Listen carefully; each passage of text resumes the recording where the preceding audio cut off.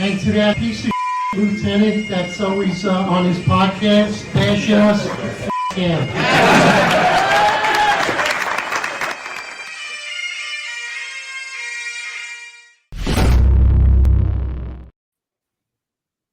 Good morning, July 20, 2024. What's up, everybody? NYPD, more content as always. Listen, NYPD whistleblower. It's quite interesting. First it was beards, and now the NYPD's coming after whistles. I think it's hysterical. I can't stop laughing about it. But sure enough, the inspection unit for the NYPD is getting unlimited overtime right now to make sure that cops have their proper equipment, including whistles. John, let's get right into this. This is hysterical. Whistles. Do you think that would be at the hierarchy of level of importance for the NYPD at this stage right now where we're at? Eric, I served 18 years. You served a little bit more than that. I've never had my whistle on me on duty. I've never seen a cop use a whistle. I've never really even seen a cop equipped with a whistle in the entire time that I was a cop. I'm pretty sure you're going to say something similar, and everyone around our time frame is going to say that. Now, I think in the age of technology where we have radios, we have phones, we have communications, we really don't have cops carrying rape whistles at this point because it's just the fact of it. What's the whistle for? The whistle's to call for help. But if a cop heard a whistle blowing, they'll probably say, what the hell's going on? But the last thing they're going to think is, oh, that's a cop calling for help. I mean, first of all, I think it's hysterical. I mean, that's one of the first pieces of equipment that you get along with your belt and all these other things. Remember that little whistle that you get? It's but you get like that white rubber that casing for it. I think everybody took the whistle and went, what am I doing with this thing? Everybody does the same. Nobody carries that whistle. But maybe now, who knows, with Kaz Daughtry as the Deputy Commissioner of Operations, maybe if you blow your whistle, it will summons the drone. And then as soon as your whistle comes out, the drone will come out and will send a lifeboat for somebody. I mean, this is ridiculous. Come on, we got so much going on right now with the New York City Police Department. The manpower is so low, and this is what we're doing right now. We're spending unlimited overtime to ensure that cops have their proper equipment. Beards. Can we get back to a level of priority? First of all, the cops that I speak to, sergeants, lieutenants. I mean, we're talking about sergeants and lieutenants. They're working right now hour and hour with no sleep. They're exhausted. They're overworked. It's absolutely ridiculous. Diminished police department. I speak to detectives in the detective squads right now. Their cases are just completely slighted right now. They're busy doing everything but their cases right now. The detective squad, unfortunately, is really suffering. All these units are suffering, but not the inspection unit. And there's another unit also, 86 police officers in the social media unit. Actually, now it's 85 because one is actually suspended because he'll probably be charged and convicted at some point. Well, he was charged, but he'll be convicted at some point. This is absolutely ridiculous. 86 people in the social media unit. How many people are in this inspection unit? Well, 86 people in DCPI in total. I don't know how many he's got in the social media unit. The one that he did supposedly was involved in a road rage where he shot someone, but we're hearing rumors that it actually wasn't a road rage. We're hearing it was more of a love triangle, and he shot somebody involved in that. It was very intentional. Shot the person, left the scene, left him a quadriplegic, went back to work like nothing happened. And he's still actually getting paid by New York City taxpayers. He's suspended with pay, and more than likely, he's in prison in Jersey. I haven't looked that up, but I would assume so, and I would hope so, because that is someone that does not deserve to be walking around the streets in New York City, or anywhere else in this country for that matter. So, I think it's completely egregious of the level of abuse and the unwillingness to actually take proper leadership and to hone in on the problems and come up with actual solutions. So what they're doing is they're just putting the blame on every failure in New York City, the rise in crime. They're putting it on the cops, and they're treating them as if they're robots, because not only are they going after them for whistles, which their tool belt is completely loaded with nonsense that they're never going to use. They're going after them for bringing a car on post. They're doing after, I'm in New York City right now. It is hot as hell, man. This is like, I can't wait to get back to Florida. It's cooler in Florida. I'm not like, at this point, it's cooler. I'm not even lying. I can't imagine standing out there right now for 14 hours a day. You're not allowed to have a car. They don't want to see water bottles on post. And you have this, we used to know as inspections, that's now called professional standards and assessments, or assessment and standards, or whatever. They're going around checking for water bottles, whistles, making sure no water bottles are on post, whistles, and ensuring you don't have a car on post, so you can't go sit down, take an air conditioned break, or keep a water bottle in it. This goes back to what I've been saying about the inept leadership that actually has correlation to hazing our police officers, not just our recruits that are in training, but our police officers that are working, that are in service right now. And I'm not saying that it's intentional that they're saying, you know what, I'm going to haze these guys, but because of their inept and their inadequacies, because there's just lack of leadership within this police department, and it trickles down because of a small unit leadership breakdown. Our police officers are being hazed with the level of importance out there right now, working in this extreme heat. You and I spoke about it. I mean, Florida, you're saying, is way better conditions than it is right in New York right now, because of the humidity and the change of seasons. New York is tough these summers, and these police officers, they're being hazed. I mean, the fact that they have to be out there with no sleep, they're overworked, they have no days off, and for leadership to actually inspect them for these little items, I believe, is a form of hazing. It's just abusing them. It's abusing their authority because they're inadequate. Because they're inadequate, their leadership is just properly administered. And this also goes back to everything that we've been saying on this podcast, how important leadership is to an organization for it to thrive. And this organization has crumbled because of leadership. And it goes back to everything I've been saying. Hugh Barry, who was a sergeant with the New York City Police Department, was blamed for shooting an elderly woman based on his training. It wasn't the police department that took ownership. They blamed Hugh Barry. Every incident that we see, Daniel Pantaleo, he did what he was paid and trained to do. He was summoned to a call. He was summoned as per the chief of department's office, and he took the blame. And again, the police officers at this point, they're taking the blame also for the inept inadequacies of the New York City Police Department. The leadership never takes ownership. It always falls. The bearing of accountability, responsibility falls on the boots ground. And that's why we have to support them, because the leadership does not. And neither does the unions. The leadership honestly needs to be removed. I mean, there's a really bad state of morale in the NYPD. Spoken to a lot of people since I've been here. I think the main topic that continues, it's like the continuous topic that continues to come up. It's the new guys. The new guys are miserable. The new guys are quitting in droves. The new guys can't handle it. They can't handle their schedule. They can't handle working. They're complaining about that they don't have days off. And, and then I flash back to when we were rookies, Eric, and we didn't even get vacation picks. I didn't even know that we didn't get vacation picks. We weren't allowed to pick vacation, right? They didn't even tell us. We were out every day, Tuesday, Wednesday off. You got hit for overtime on your RDOs. Young guys or young girls or whatever. And it's kind of hard. It's a hard life. It's a hard road. But the difference was we had fun at work and we felt supported. Now, were there some bad days at work? Yeah, there were definitely some bad days at work. Were there things that you were afraid of getting in trouble for? 100%. Your uniform needed to be clean. You needed to have your proper equipment. You needed to act properly and carry yourself in a professional demeanor. And I believe that these guys are doing that and they're prepared to do that. But the amount of hours and stress, and really I don't even know how to frame it, but the inability for them actually to know what it is that they're supposed to do is really putting morale in a bad stance, and they're losing numerous people on this job. They're losing young talent that they should be retaining, and that is causing everybody across the board to basically be working consistently all the time with no recharge. The drones need charge, so do the cops. You hit the nail on the head. Absolutely. I mean, the New York City Police Department always had its pitfalls, but the overwhelming majority of the job, it was just worth it. No one cared how much money we made. The contracts were always an issue. It's always been an issue. I think since the beginning of the time, the New York City Police Department has always been behind the eight ball in comparison to other police departments, has never really met the standard when it came to pay and salary. But despite that, no one cared because the job was awesome. Let's be honest. When I got on the job, I always say it, I had more fun as a cop, even in comparison as I progressed in leadership and became a leader and a supervisor within the New York City Police Department. I had so much fun as a cop.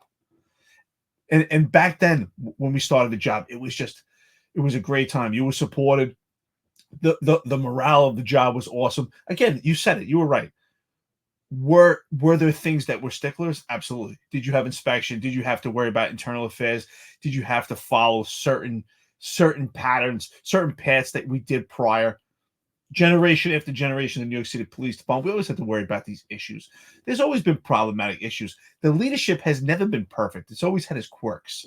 But the overwhelming majority trickled down where it was supported. That's what we see as the main thing, right? Support. When you're a police officer and you're out there and you're grinding and you feel supported, then you understand your mission.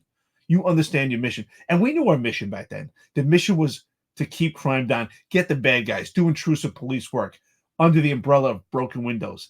That you knew your mission, and the cops no longer know their mission. And when there's no structure, that's where we see things start to crumble. Because when there's no leadership, there's no structure. When there's no structure, there's no foundation, and the whole thing crumbles. And it's just like a demolition. And that's what's happened to the New York City Police Department at this point. And there's just no morale. It's absolutely ridiculous. And even then, you're right. Were there times that we didn't have days off? We worked details. We were not notified. We missed birthdays. We missed parties. Absolutely. But that old saying, the juice was worth the squeeze. You went to work. You were happy. You had a good time. Everyone laughed. The pranks. It was a brotherhood. It was fun. So you never felt like it was work. But now it's a job. It's no longer a thriving career that you can be proud of. That the pitfalls, that you let them roll off your shoulder because it's worth it. No longer are we at that point. And that's why when the PBA or other unions try to deflect when they talk about salary, it's absolutely ridiculous, because we all know that salary was never an issue. If salary was an issue, none of us would ever become police officers, because that is not absolutely not the reason that you get involved in law enforcement, because pay and salary is never going to meet the standard. It's never going to compare to other private sectors or any other forms of careers, just in comparison for what you do or what you may have to do. I think the other thing is that there's no senior guys anymore. There's not senior cops. There's not senior bosses. And the young guys see that. The young guys and girls, they see that. There's no success story for them to sit there and follow. Everybody's miserable. Everybody wants off patrol. Nobody wants to stay on patrol. You don't see guys past 20 years staying. And you're right, Eric. I remember standing on a foot post during a blizzard, and I got scratched 3 times a night by inspections, a lieutenant in inspections, little weasel guy. He would come by. If you were off post, you were getting a CD. That's it. It was during a snowstorm. We had a rookie sergeant who I believe he had 4 arrests as a cop. He was the biggest zero do-nothing cop. He was actually a Staten Island cop himself. And so the stories were him that he was a notorious boss fighter, and he was a horrible cop. He never did anything. I mean, I think he had like 10 years on at the point. He had 4 arrests. He made 4 arrests, the guy, and this was a sergeant. He would come by in a snowstorm, and he would ask me about 3 to 4 times a night, "Do you have any activity?" I'm like, "Sarge, I'm standing here by myself. There's not a car driving. There's not a car parked. I don't have a car. I'm standing on foot." I'm like, "What am I getting?" He's like, "I think you would get activity." I'm like, "Okay." So then older guys roll by, and they're like, Would that idiot just tell you?" And I told them, and they're like, "Don't worry, don't worry." And then they start going over the radio. This is something that's a big no-no in police work now, but and it's dangerous. I'm not gonna lie, it's not dangerous, but it made me feel good that I had support. They started calling him Family Guy. Family Guy on there. Family Guy on there. And I mean, those, like, seeing that there was some type of rationale, there was some type of people to sit there and push back at the nonsense that was coming down. That went a long way in keeping morale up. It really did. And now when you see the nonsense come down and everyone's just putting their head down and getting on all fours and bending over and taking it every which way, I mean, I think that affects a lot on morale. Another thing, we used to get yelled at in roll call all the time for nonsense, things that you didn't even do, things that were made up or didn't even make sense, and they would want like ridiculous things, and we'd be standing there getting yelled at. And immediately after that roll call let out, the older guy would shut the door. Yeah, fuck them. Take that where it's coming from. Go out and do whatever, blah, blah, blah. And that was the stuff that I remember the most. And that's what taught me how to be a good boss and how to be a leader and how to lead from behind, as even when I wasn't in the rank of a supervisor, and even when I was in a lesser rank of a supervisor, how to lead your troops, how to be a leader, how to call out nonsense when it is, and how to keep everybody on track. And that's what's not happening in the New York City Police Department today, because you lost the people that will do that. You nailed it, brother. You're absolutely right. You lost the seniority of the job, and the seniority is part of the small unit leadership breakdown that they talk about, because it's leadership at every level. And that's the buffer between the police officers that are new or police officers that are in transition from being a rookie to start understanding the job. Having those senior police officers, they are leaders in their role. Absolutely. They lead other police officers. There's no doubt about it. I remember when I was in the 120 precinct, just like you, when I think it was within our first 6 months. If you remember, actually, well, maybe it was after that, because you came when I had 6 months on the job at the time. There was an issue with some of the veteran police officers. I forgot what happened. I think they were something happened with the veteran police officers, something with their assignments, or something to do with the activity that was requested for them. I don't remember exactly what went down, but I remember there was kind of a shutdown. They said, listen, when they weren't, the entire squad didn't do anything for a month. And what was interesting about that was they also protected the rookies, because they came to the rookies, and I was one of them, and they said, listen, right now, this is what we have to do. There was some type of beef with the leadership. They said, but you guys are new, so you got to go out there and do what you do. So at the same time, they gave us direction, and they also protected us. And they also disciplined us also. They would take us to the side, like, listen, dude, that was stupid. I'll never forget. It was the funniest thing. Remember when you do the TS, which is the telephone switchboard operator? Everybody knows this, right? You're a cop. You have no idea. I'm brand new. I think I had about a year on the job. And finally, I was, this is when you're doing impact, and you're walking your foot post. But now you start to do different things. They have you inside the precinct. You start to learn the inner linings of the inside of the administration, of how it works, and just admin work, and I'm doing the telephone switchboard.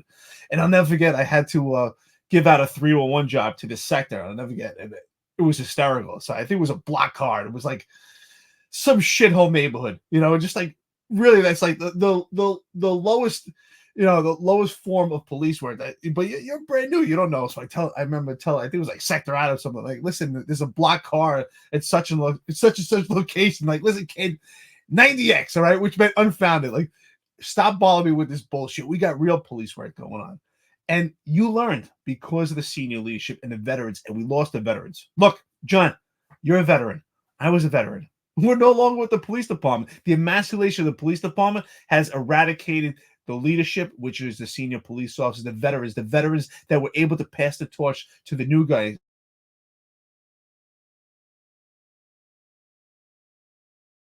Ooh, we just lost Eric. His Wi-Fi is banging out. But yeah, I think what we're getting at is just that, Eric, we lost you. We lost you. How much did you lose? The whole thing. But what basically we're getting you at. You should have blew your whistle. So that yeah. So what we're getting at is that, there's you lose valuable we always say invaluable experience, but you also lose a lot of camaraderie, and you lose in like things that you can't be replaced. This can't be replaced. Experience and leadership can't be replaced. You can't just keep recycling people every 6 months and saying, oh, well, if we hire 1,000 and we only retain 600, we just keep hiring 1,000 twice a year, we'll have the numbers. Yeah, you might have the numbers, but it's not going to be what you need. You need experience, you need leadership, and that's why people are leaving in droves. That's why you hear 10's the new 20, and I'm hearing guys resigning before they're even vested. I'm hearing guys retiring 3-4 years. I'm hearing guys with 6 months on that saying they can't do the job. They're like, I'm not doing this. I'm not doing this the rest of my life. I'm not spending every day of my summer. And then there's another big problem. And this is what you talk about with the unions. The other problem is, Eric, when I did get vacation picks a year later after I got transferred out of the 120, I had 5 weeks off, and I had 5 weeks banked and I never even thought about it because I was having so much fun at work. I didn't even care. And I was a young guy, and I was chasing girls, and I was doing all this, and it didn't even matter to me. I was hanging out Tuesday, Wednesday. It didn't matter. None of it mattered. But a year later, When I get my vacation picks, I have 5 weeks banked, and then I have 5 weeks that I could take off. And that's the other thing. These guys can't bang out a day. They can't plan a vacation. They can't plan a weekend. Their entire summer's ruined, and they have 2 weeks vacation. 2 weeks vacation is a big problem. What do you think about 2 weeks vacation? I'm so glad that you brought that up, right? I would say that it's a common theme in private sectors, right? In most private sector industries, the vacation time is not that prevalent. They'll start out with 10 days a year, or maybe they get accrued time as they work.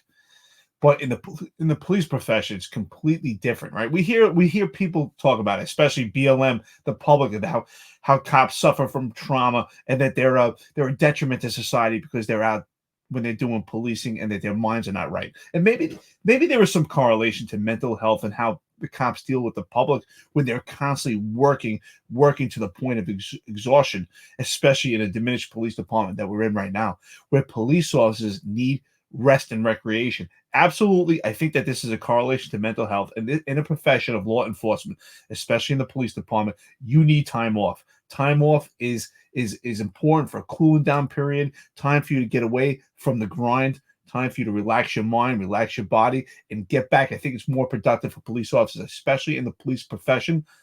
You need time away from the job to get that cool down period. And if there is some potential trauma, to have a cool down period, to relax, let your mind rest. So I think this is a correlation to mental health, the wellness of police officers. And also, I think it would also correlate to less police officers getting sick. We will lose less police officers to the actual job because they had time off. So this is absolutely ridiculous. I think that that's even more important than when we talk about pay, because police officers need time off. They need time to cool down.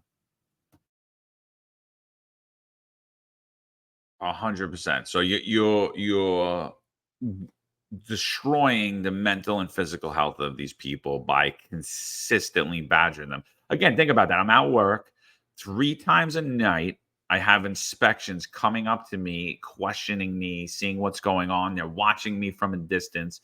So you have that in your psyche. Every job you do is being completely scrutinized. Everything you handle is completely scrutinized. The stops, everything. On top of that, you have your sergeant coming around harassing you for activity, and as well as the CO and other people. So there was like a very controlled environment, I want to say, at that time. But we had 5 weeks vacation off. We had people who looked out for us. We had support. We had people that would push back at the ridiculous, unachievable standards that were being asked. Again, how much activity are you getting in a snowstorm? Nobody's out. It's a blizzard. Literally everyone is off the streets in New York except for us. And I remember being given a speech by the same zero sergeant with 4 arrests, and he said, "Listen, we're not the post office. We don't shut down in snowstorms." And I had a big ass smile on my face. He's like, "What are you smiling at?" I was like, "Nah, nothing." And he left and he pulled away. And I'm like, I said to the other cop, I was like, "Dude, the post office delivers, and that's their motto. It's like that: the rain, sleet, hail, snow. We come deliver your mail." I'm like, this idiot. It's like saying we're not the post office, So, so when you lose those things where you don't have time off and you don't have experience, you're just creating a very toxic environment. And that is the word. That's a key word. And it's a consistent word that I continue to hear. It's toxic. The job is toxic. And that's why you're losing guys, not even like me. You're losing lieutenants with 18 years on, and they weren't put in the situation that I was put in. They actually got past the mandate. It's over. And they're like, it's so toxic. I don't want to finish out my last 2 years. It's so toxic. I don't want to stay past 20. Same with sergeants. I look at the class that came out after me, 6 months after me, not eligible for retirement. Normally, cops will do overtime all the way up to their retirement, whether they hit their, they'll get to their 20 and they'll do overtime. Maybe they'll stay past it a little and do some more overtime. Guys with 6 months on, they're burning their time. and they're not. They have 6 months less than me. They're not eligible for retirement yet. They're eligible in January, and they already put their papers in and they're gone. They're off the job, running their time. They're not concerned about their retirement. They're not concerned with maximizing their pension. Their only concern is getting off of that toxic environment. And that, to me, I never seen. That's another thing I've never seen. Guys with 6 months to go, a lot of them running their time. You know what's interesting about this, John? Arguably, I would say that actually during our time, it was more fun, but I think it was actually more difficult. It was kind of like a rite of passage that you had to go through. The sergeants that you dealt with, if you remember, I remember going in the 120 police, and that was my first 5 years on the job. You were there for some time as a rookie also. I remember going to the desk, and there was a female sergeant there, and I want to name her name, but she was a good cop. She was, but at the same time, she let you know you were new, and it was a rite of passage. And I remember getting to the desk, and I had a collar, and I had to get, at the time, listen, we used typewriters, and I had to get the actual property index sheet, and I had to get the actual property receipt book, and get the actual the property envelope from the sergeant, and you would just stand there and wait. Do you remember? And they would not acknowledge it. And there was a cop at the time where he's my buddy, he's retired now, great guy, Mike Friedman, and he was at the desk sometimes, and it's just always worked out for me when I had a collar, and he's like, come here, right? And they would deal with the senior guys, right? And like, listen, what do you need? And this is what I need. And he would get it for me, right? So they would protect you, they would mentor you at the same time, and you learn discipline. I mean, I already had discipline from the Marine Corps, but you saw the discipline also in the police department. So I would say arguably things were actually tougher, but you enjoyed it, right? There was morale, and you had those senior guys looking out for you and teaching you and explaining how things would work. And they were the buffers. And you remember when we were brand new, if you watch this, Dennis Myra, Fitzgibbons, man, they made the job fun. You were brand new, and listen, they would abuse you, right? But it was fun. You had to learn the job. I remember driving into work, and someone would come flying by me and just cut me off and almost hit me. And sure enough, it was Dennis Myra. Give me the finger, you know. These were the senior guys. These were the veterans that were coaching us. They were protecting us. They were teaching us. They were mentoring us, and they made the job fun. They made the job fun, but at the same time, they let you know you're new. Listen, this is what you have to do, kid, right? And it was a rite of passage, and there was lineage, and it was part of the camaraderie. It was part of the brotherhood, and that's lost, right? If Dennis Myra and Fitzgibbons back then were mentoring and teaching the impact, those guys would probably get complaints from internal affairs. But if those guys are watching, they did a great job. They made the job fun, and they were teaching you at the same time, and they protected you. They were basically the leadership. It was just a completely different dynamic. It was then than it is now. If anything, I think we had thicker skin then. Listen, I think we definitely had thicker skin. I'm not going to lie about that, but I think the training was completely different as well. We were trained to have thicker skin. It was more abrasive. Like now it's more about your feelings and all this nonsense. And it's a lot of virtue signaling. And then, it's a lot of talk. And then when they created what they created, they throw out there, they can't back up what they talked about, and all the things that they put in place, Again, I'm going to say it right now. There's a huge epidemic of people who want to commit suicide, particularly on the NYPD. The job's fully aware of it, the leadership on the job. The men and women may or may not be. I mean, me and you are more aware of it than anybody because we feel these phone calls and these emails, and we speak to people left and right about what's going on and try to talk them off the ledge, try to keep them further in their career, right? We're never sitting there saying, quit your job. It's the last thing. We're saying that if you're going to kill yourself, quit the job. If you really can't go to work anymore, quit the job. But we try to talk every which way around that before you give up a career or lose, because, again, we still love the NYPD. We don't hate it, in case people want to make that claim that we do. I mean, I think at this point, everyone realizes that we've advocated for the rank and file more than their leadership has, and way more than any of their benevolent association has. So, I mean, that's clear as day. And it's not because we hate New York City or we hate the NYPD. It's the exact opposite. And there's a huge, huge suicide epidemic. And you hear a lot from the health and wellness, the bullshit. And it's nonsense. It's complete nonsense. Oh, we hear from you, talk to somebody, reach out to someone. The ramifications of doing that are part of the reasons that they don't. the ramifications of doing that is really a career ender, and things aren't confidential and things do get leaked out and people do look at you differently and you're looked at as weak. And at the same time, the people that have the problems aren't doing it. It's being exploited by people who really aren't going to kill themselves. It's being exploited by people that just want a week off or 2 weeks off or don't want to do a detail or don't want to be on the street. It's being exploited improperly because that's the system they put in place. It's not truly about helping somebody. It's not. It's not truly about helping somebody. It's about virtue signaling. You're absolutely right. Excuse me. Just like the old saying, iron sharpens iron. We were sharpened. We were sharpened. We were prepared. We were trained properly. We were trained that we could get calloused and handle this fraternal organization, to handle this type of career. Because let's be honest, you have to have your training, but you also have to be prepared, and you have to be trained by the senior police officers, by the veterans of this police department, to understand the culture of the job. Because there is a culture of law enforcement, and it's important. Just as I said before, iron sharpens iron. You have to be mentally prepared to understand the structure of how this job works, and they're not getting that out. Absolutely, the fact that there's no senior leadership on this job, it's complete failure.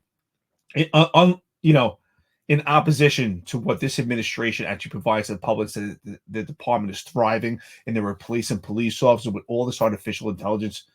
But you can't replace how important it is to have the veteran police officers. When you lose that lineage and we do not pass the torch, we're losing the sharpened skills. We're losing iron. The police officers now, they're not overall, but the overwhelming majority are not prepared for it because they're not trained for it. And they have no one to take them along that path. It's sad. I'm sure these cops look around and say, well, there is no senior leadership. There's no veterans. There's no one for them to turn to. And if they try to turn to the sergeants, they have to get a complete different response than they would if they turn to senior leadership, someone that they can confide in, someone that they can speak to in private. There's no outlet for them. Think about it. If you go to your sergeant, that's actually notification. If you speak at the senior leadership, someone could guide you, and they don't have that. And that's a shame. We lost that in this fraternal organization, and it is. Make no mistake about it. It's a fraternal organization.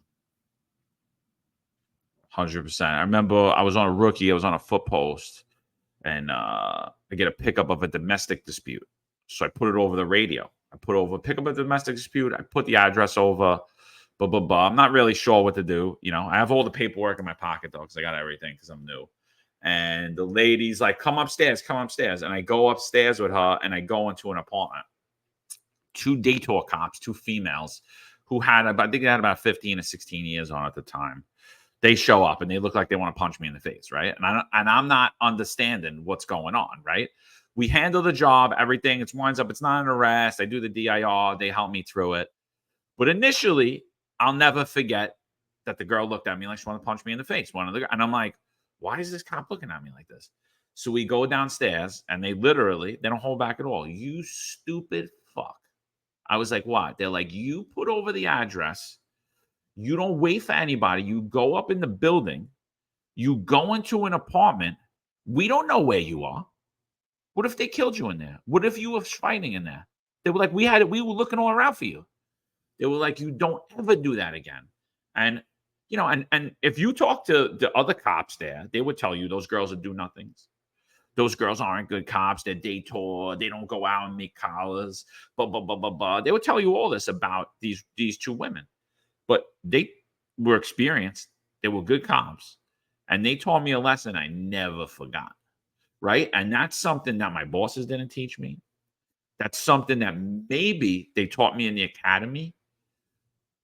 But I didn't have to utilize it in the field. And when I did, I failed because I skipped. I let my emotions get in ahead of me. I rushed to go handle something instead of using my head and thinking safety and tactics first.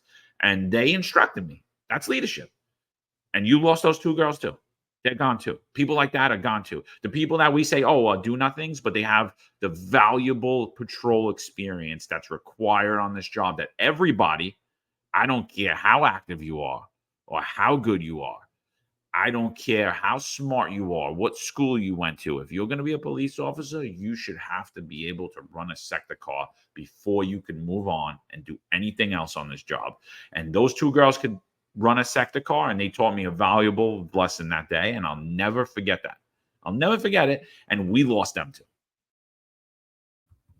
We lost them, and we lost thousands of police officers with that type of experience. Absolutely, what you said. Despite the fact whether their activity was good or not, if they were arrest hounds or whatever the case was, but they were experienced and they understood the civil lines of the job. And what they did was they gave you tough love. And some people right now might say, "Oh, that's unnecessary with the cops." It's just people in general. People are soft. People have different mindsets now, in this generation. But they were showing you tough love. They actually cared. The fact that they pulled you aside and the fact that they were mad and angry. It wasn't that they were mad and thought you were stupid. They were mad and upset because they wanted to properly train you. They wanted to understand how volatile the situation you put yourself in, how much danger you could cause. They actually cared. And that was showing tough love. And that was the form of leadership. That was a style. I learned that in the Marine Corps. I learned that in the police department early on in my career. Unfortunately, things have changed, not just in the police department, but in life and throughout this entire country. And that's part of the emasculation.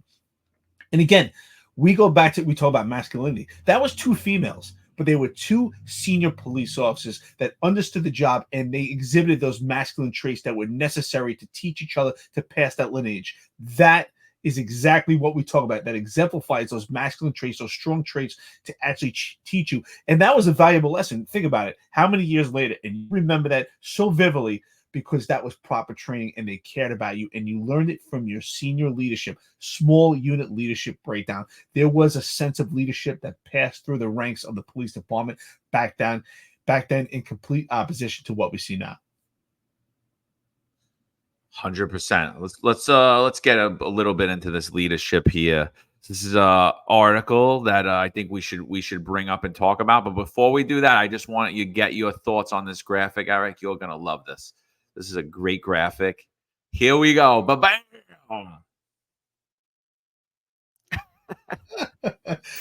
Oh, Mayor Eric Adams, I tell you, man, he's the he's the pulp of New York. He's everything. He is the gaslighting mayor of New York City. He's the gaslighting mayor of America. It's unbelievable. This sign is ridiculous. And of course, there is his ultimate puppet, Michael Kemper, standing there with his grin on his face, smiling, because that arrow, you know what that arrow's pointing to? That arrow's pointing to his pocket. I think this picture is so fitting, because look at his smile on his face. That arrow's pointing to his pocket. Like, man, you know what? If I could just go along with this guy that I hated years ago, I could get promoted. I could get more money. I could get an extra 50 cents. Look at that smile on his face. What do you think about this gaslighting? It's absolutely ridiculous. Those numbers are completely not reflective. Sam Antar, our brother, our buddy, when you get a chance to watch this, can you just put out the information that shows that this is complete gaslighting, just a lie, an outright lie to the public? First of all, I didn't even realize that arrow is pointing directly at Mike Kemper's pocket. Chief Token Paleface, Mike Kemper. I didn't even realize that. Is hysterical. Mike, we got a meme coming for you, my brother. But this graphic's ridiculous. Listen, I'm going to take on face value that what they're saying is true. I don't know or not know. I didn't really look at the numbers. No one's really went back at that. Crimes down, subway crimes down 26.6%. But I got to commend them. They didn't put the asterisk there. But they say it over the last 4 weeks, right? They don't tell you subway crimes down for the year. They don't tell you subway. They tell you over the last 4 weeks, subway crime is down. So the Post did an article about this. They did an article about this, and they basically reiterated what we had previously stated on this podcast, was that subway crimes down with the flood of cops that they put in the subways. But is it sustainable? Eric, is it sustainable? Is this a true drop in subway crime, or is this less riderships down, crimes down? It's summertime in Manhattan. We have more tourism. The days are busier. What is it? Clearly, the media is watching this podcast, and clearly the media is getting advice and guidance from this podcast, which I appreciate. I think it's great. We've been talking about this for the longest time, right? Is this sustainable? Absolutely not. It's just it's a blip in time. That's all it is. It's almost like you see these people, they go out and we know who these people are. They're yo-yos, right? They're up and down in their weight. They're always celebrating some new diet, and they go out, they gained 200 pounds in a year, But they go out, they do this fancy diet, and they lose 100 pounds, and everybody's celebrating, right? For 4 weeks straight, so-and-so lost 100 pounds. But hey, are they really down in weight? They're still up 100 pounds, right? And that's what's going on here. This manipulation of semantics when it comes to numbers by the New York City Police Department upper echelon. Of course, at the behest of New York City Mayor Eric Adams, just gaslighting the public to believe that crime is down. It's absolutely ridiculous. This whole thing, this whole charade that they put on. I mean, here, more theatrics. It's obvious that Kaz puts on stage theatrics because he's learning it from New York City Mayor. And he's becking to his boss. It's just absolutely ridiculous. I love it. So I pulled up the Post article, and they have a video on there of them testing out the stop, question, and frisk machine for all. That's what I'd like to call it, also known as a metal weapons firearms detector that they're going to install in certain subway stations, not in all. Literally going to do zero to stop gun violence or gun crime or any shootings or violence on New York City subways or stabbings. They'll just go to a different one. Anyone with a weapon is just going to go to a different subway station. Obviously they'll be marked. But I think what highlights here is that, in the article, I'll just read an excerpt. Mayor Adams and Governor Hochul just proved the obvious. Surge more cops into the subway and crime will drop, or at least some of it. On Wednesday, they announced that overall subway crime is down 8% this year compared to last year, making it 11% lower than in 2019, the year before the pandemic. Notice it's always the year before. It's never the years of the pandemic. We'll get you that stuff. We'll put that out on social media after we do this podcast. Alas, the fall off isn't nearly as terrific as they make it sound, nor does it include a long-term plan for keeping crime on a downward path. What happens when the cops they've surged are gone? Adam notices 5 straight months of double digits decrease, adding that robberies are the lowest in recorded history. Another ridiculous statement. It's the lowest in recorded history. I mean, it's a lot of gaslighting in this, and we can disprove this numbers probably in 5 minutes. I'm not going to do it on this podcast right at this point, but again, you're surging the cops there. It's exactly what Eric's saying. You're putting a Band-Aid on an open wound that needs stitches, and you're not willing to do the surgery and get the stitches. What it also does, it gives the appearance that crime is down, right? They'll have weeks and they'll have segments where crime is down in that portion of the subway. Again, the manipulation of semantics. But ultimately, we have a diminished police department, right? So just think about it. We're taking thousands of police officers from doing their jobs, from detective squads, from doing patrol in areas that need the presence, and they're being removed and positioned to another location to address a problem. So I always say, especially right now with this administration, it's like if you had a barrel and you filled up that barrel of water and we put holes throughout that barrel and you only had so many hands and we tried to stop the water, that's what's going on. So ultimately, they're not suppressing crime. They're displacing crime. Because believe me, when he says robberies are down, what is he not telling the public? Hey, robberies might be down the subway right now because you have 1,000 police sources and maybe you're adding an addition 1,000 for presence, but you're displacing crime. Because you're saying robberies are so low, but how about that 80 some odd patterns that are going on right now with robberies with military age males, illegal aliens that are driving around on scooters who are not navigating by subway. They're navigating by scooters, and we can't address that because we have omnipresence in the subways. So again, we're absolutely playing this game of hot potato. What's going on with the police department? They're not curbing crime, they're displacing crime. 100%. I'm going to read a little bit more of this article.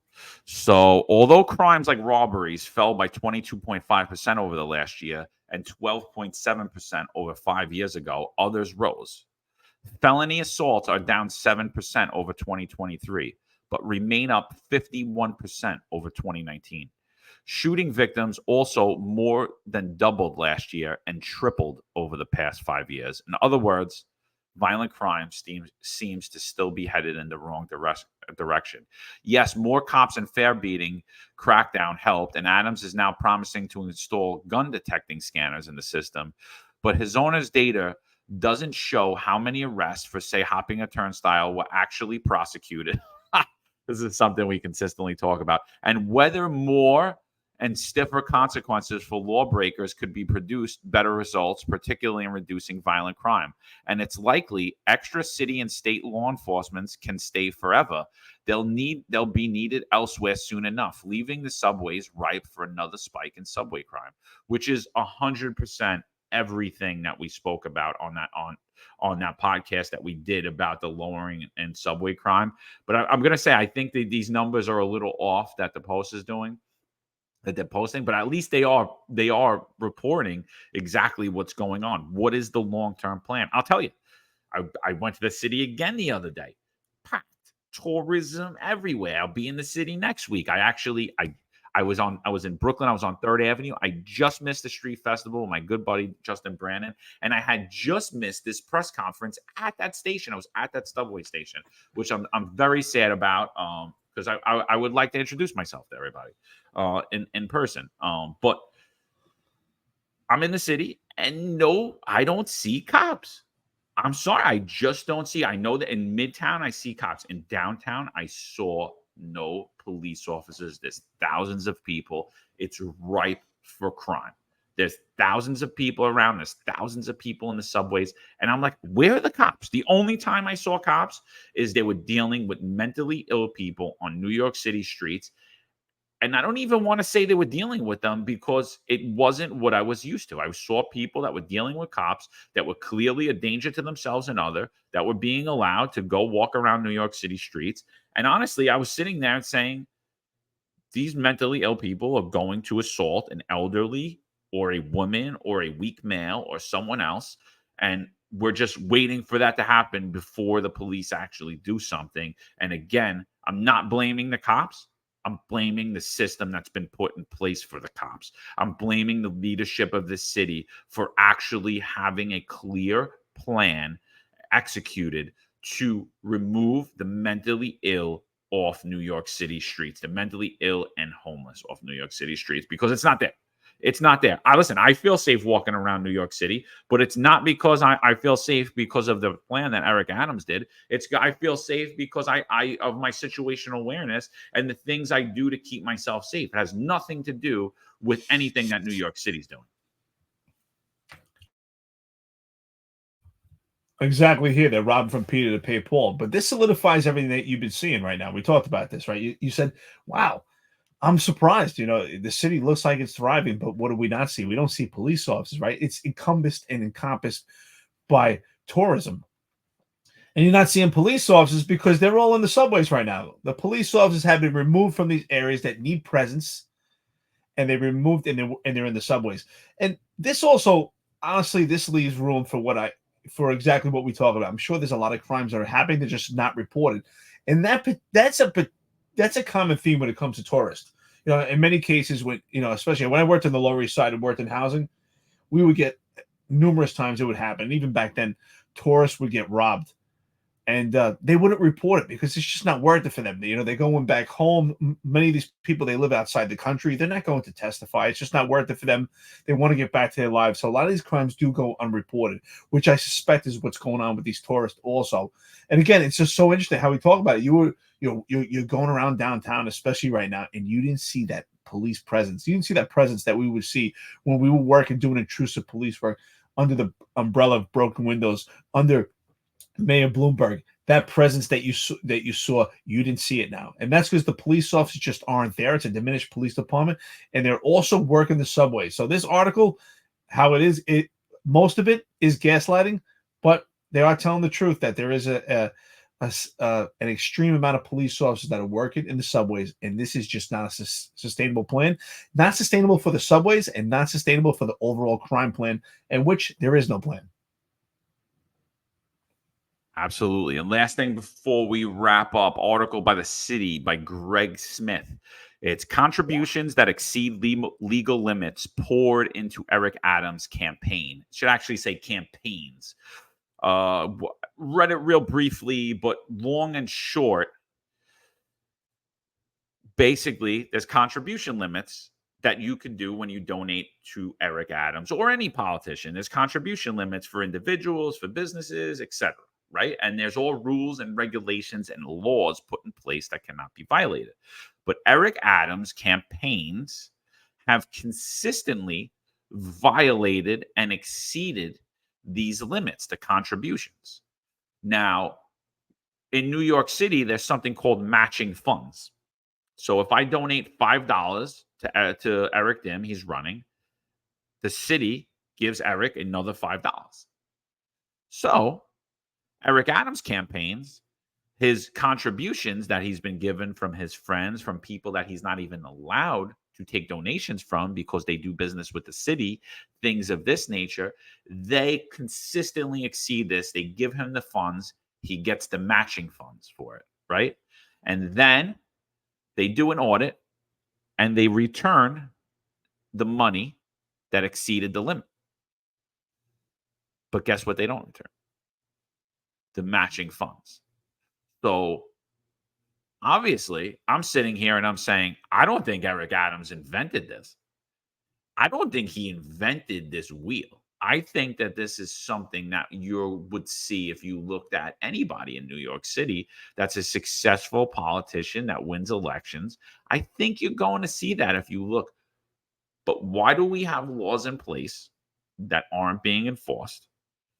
I'm reading this and I'm saying this is pure, utter corruption. And I guess it's legal. New York City residents are okay with their elected breaking laws that they would be arrested for. I agree. It's apparent. It's a form of corruption, but at the same time, it's a form of corruption that I think that not just Eric Adams himself, but that politicians in his path, his predecessors, and I'm sure his successors, understand that you can manipulate the system, and that's what they did. Right? It's completely legal, but just as you said, they don't return those matching funds, so they've learned to manipulate the system to get more funds. It's completely corrupt, and I think that New York City residents should be completely insulted by this. And again, some people will say, well, why are you calling out Eric Adams? You didn't call out prior politicians, but you know what? At some point, we have to call somebody out, and it has to stop. And especially when it comes to Mayor Eric Adams, because his entire circle has been focused on funds. It's been focused on money. I mean, we hear about people getting their crumbs, and sure, Mayor Eric Adams is getting his crumbs in his whole entire campaign.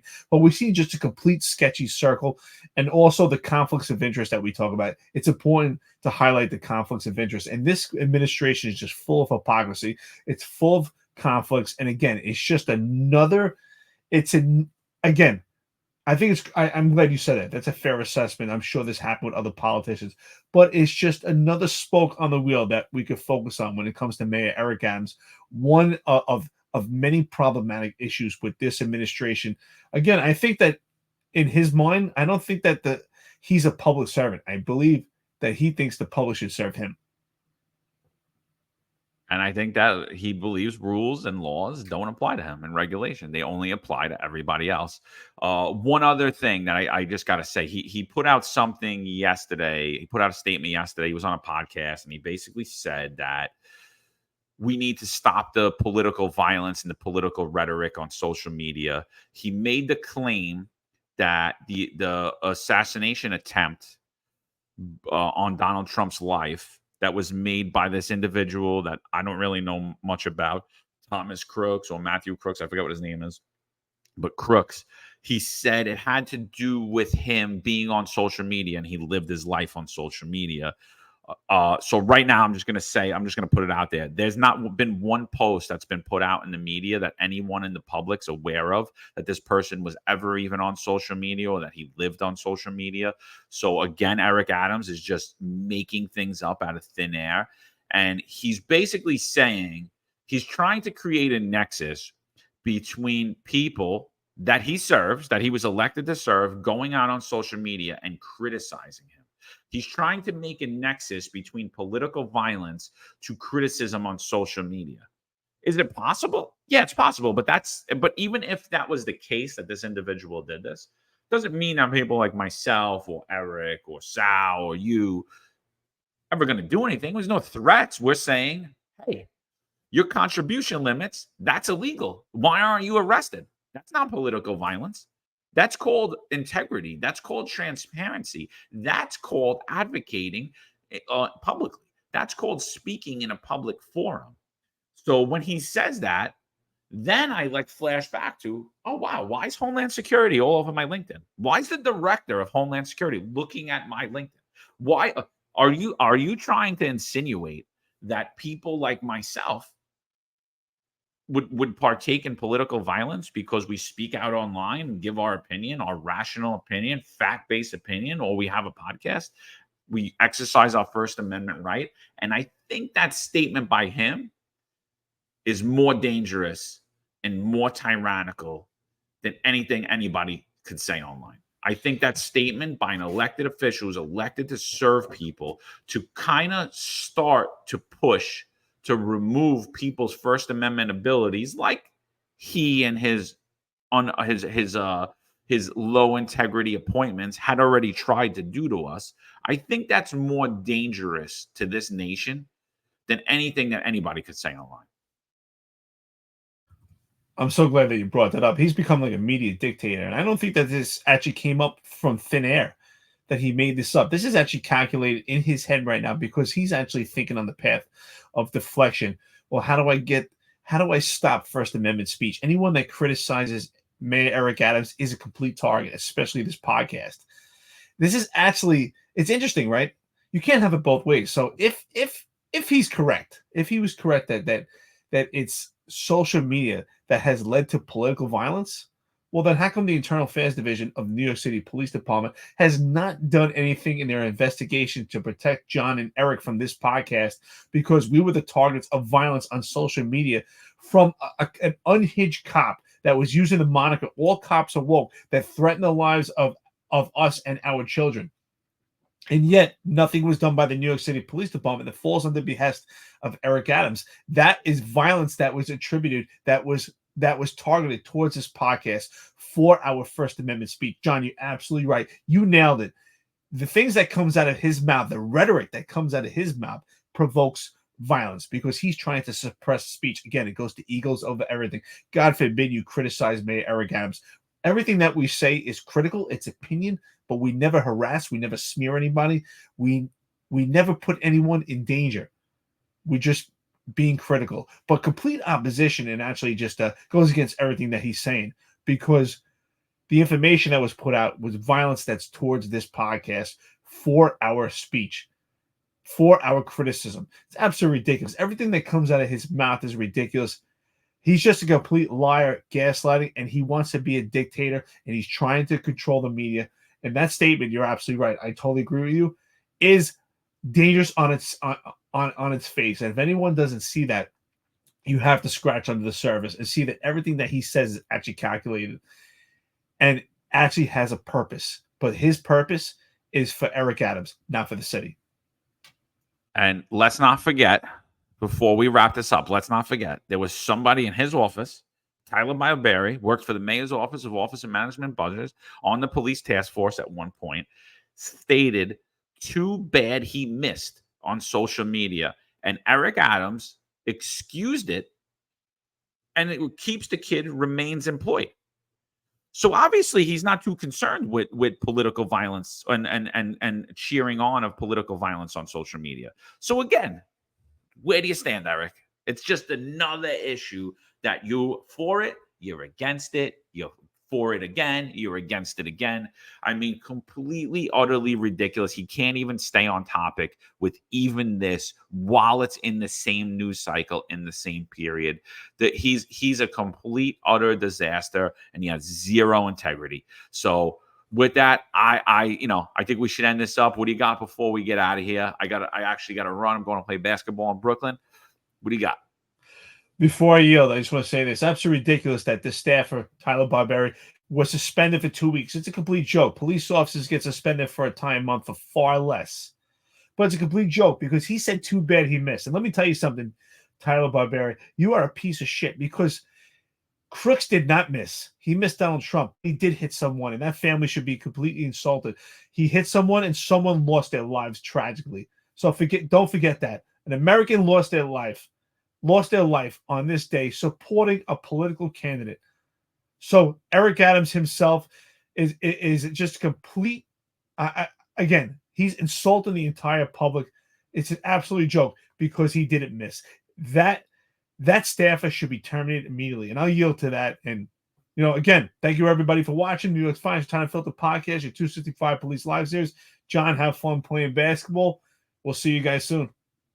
There's a handful of retired officers that don't live in the state that have a lot to say about the dream team, as I like to call it. All of a sudden, they retire and have a master plan on how to fight crime, but nothing to contribute when they were here. They want to come back and be part of the dream team. What can I say? Law enforcement professionals dedicate their lives to serving and protecting our community. But who's protecting their financial futures? That's where Laidlaw Blue comes in. Our wealth management platform is specifically designed for the law enforcement community. Laidlaw Blue is a division within Laidlaw Wealth Management, run by retired New York City detective John McDermott. His status as a retired detective uniquely positions him to establish a deep connection between Laidlaw Blue and the law enforcement community. Our platform is easy to use and provides a range of financial services, including investment management, retirement planning, and insurance solutions. With Laidlaw Blue, you can secure your financial future and provide for your loved ones. Our team of experienced financial advisors understands the unique challenges and opportunities that law enforcement professionals face. We're here to help you navigate the complexities of financial planning and achieve your goals. Laidlaw Blue. Secure your financial future today. Book a meeting using the QR code displayed or call us directly on 888 901 Blue. That's 888 901 Blue.